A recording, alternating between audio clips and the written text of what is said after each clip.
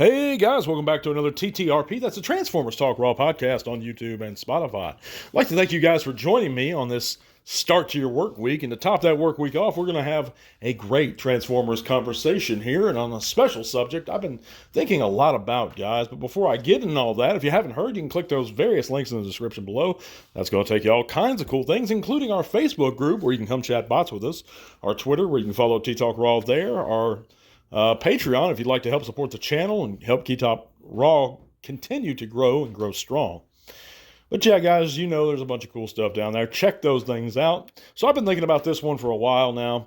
Sexuality within the Transformers. I've touched on this subject before. I've never explored it in depth. You know, genders within the Transformers. And recently, I actually asked a poll to my community here on YouTube. If you're listening on Spotify, that poll was under our community tab, and over 30 Transformer fans participated in the poll so far, and over 50% of them actually said that yes, Transformers have genders, both males and females. And truly. And there's a difference in the reason why I put the word truly right there, because, you know, if you stuck, silver-plated boobs on C-3PO, he wouldn't magically become an actual female. He might be a female robot. Well, I always thought of RC the same way, for example, or Elita 1. You know, the inner workings are still the same as your average Autobot. It's that outside veneer that's female or feminine. What exactly is different on the inside with female Transformers as opposed to male Transformers? Because humans, for example, if you believe in evolution, we evolved to have both male and female reproductive parts. And it was because we needed to reproduce. Well, the Transformers don't need to reproduce that way. So why would they be both male and female? Doesn't make sense from a scientific perspective. But, I digress, guys. Sexuality within the Transformers, it's been there a long time. We had it with the KISS players years ago. We have it with Chrome Dome and Rewind and IDW Fair. We had it with the very first innuendo of Springer and RC being close friends. But I think that's where it probably drew the line with those two. But we had it, of course, in the Beast Wars. We had it all throughout Transformers history. We didn't have it in a few places, such as the U.S. Marvel Comics. There was never even a female shown, I don't believe, in the U.S. Marvel Comics.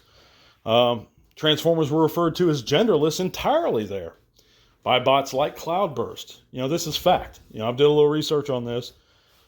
It was always intended for them to be genderless there. And in the Sunbow animated series, I think it's heavily implied.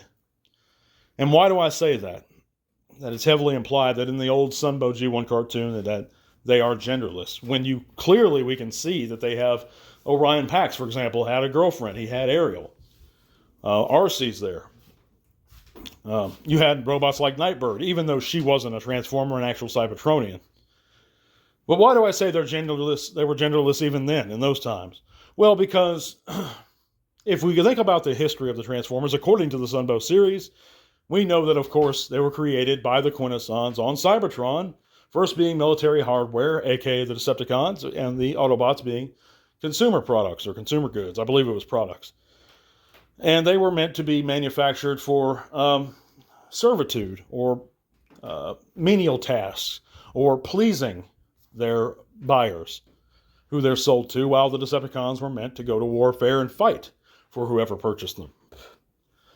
Well, it would stand to reason, since we only see female Autobots, never female Decepticons in the Sunbow series, that based on that fact, there simply was no need to create a female Decepticon due to they weren't trying to please anyone with their military hardware that the Quintessons were selling.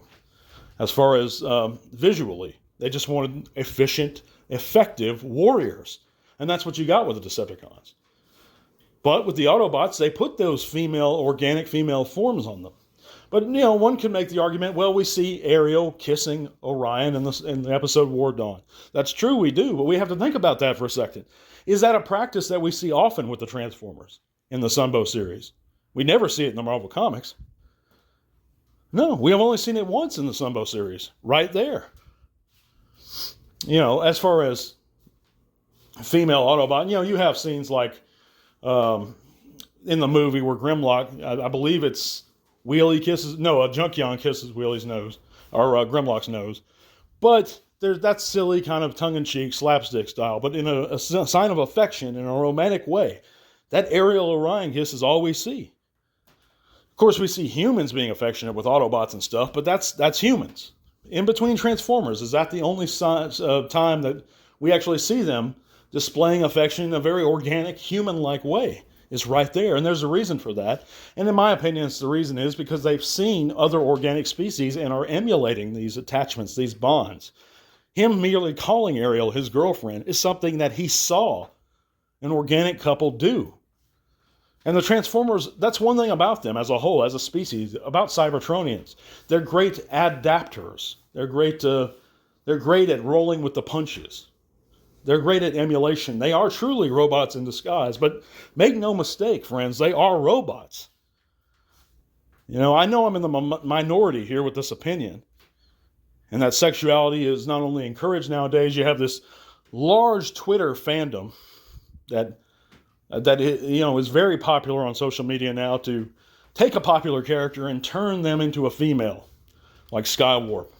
Or they'll... and nowadays, Transformers are sexualized even more and more than they ever were. We try to make them have not only male and female genders, be actual these genders, but be other genders. Be true Transformers. We try to put these human tags on them. And there's nothing wrong with it if a human wants, in my opinion, wants to live their lives that way. But within our fantasy, within the Transformers mythos, it just, to me, doesn't make sense. I'm not even commenting on what I feel personally about that stuff. Because that's somebody's business. That's between them and their creator. I'm not judging them. That's totally cool with me. But to say that this character that I've loved for almost 40 years is not only has a gender, but is a female, doesn't make any sense. And you could say, well, another counter argument they like to use is, why do you refer to them as he, him in the first place? Well, I think there's several reasons for that. He, him is a sign of authority. It's a sign of physical strength. So I think it's more symbolic than anything. But I think it's something that, again, the Transformers probably saw organic staying, and they emulate that by calling themselves he, him. You don't see any, or traditionally you don't see she's or hers fighting in wars. So naturally the Decepticons aren't going to call themselves she or her. They're going to call themselves he and him. They always say, you're the emperor, you're not the empress. That's a sign of authority and power, in my opinion. But it is just my opinion. Guys, I'd really love to know what you guys think in the comments. Feel free to totally disagree with me. If you think I'm full of crap, Transformers, they should be able to make love and have children. And you enjoy the Transformers more because of that, do it. This is just the opinions of an old G1 fan. I'm not mad at you guys. If you want to pretend that Skywarp's a girl, do it. Because you enjoy the Transformers more. But I just get upset when you tell me that I have to do it, or this is something that I have to accept, or you wish that Hasbro would do this officially. It doesn't make any sense. I know that Earthspark is exploring these themes more and more and more. We've seen these themes explored within the recent movies, and I say recent, but the Bay films, the sexualization of Devastator and whatnot. It makes very little sense to me, but that's, in my opinion, I even think it crosses borderline inappropriate for children when you start getting in these innuendo-type areas as far as the Transformers go. I wouldn't want my little girl watching that stuff. She's bound to see it, sure, but I'm going to do all I can to try and prevent it. I'd love to know, though, guys, what your opinions are. I hope you have had a great week so far, or a great weekend, and I hope you have a great week continuing. I'm going to announce the giveaway winner of our Legacy Inferno here in a couple days. Probably in a short video. You guys stick around for that. As soon as I upload that short, though, entries will close. So make sure you guys get your entries in now. It's kind of your last chance. But yeah, guys, I don't mean to offend anybody with this topic. I just wanted to get it out there, my opinion on this stuff. And start a dialogue going. Start a discussion going. And there's a bad trend nowadays of anyone who doesn't agree with us, we can block so quickly, we can get mad at, we can get frustrated with online. We want to call them names. I think that's extremely unhealthy.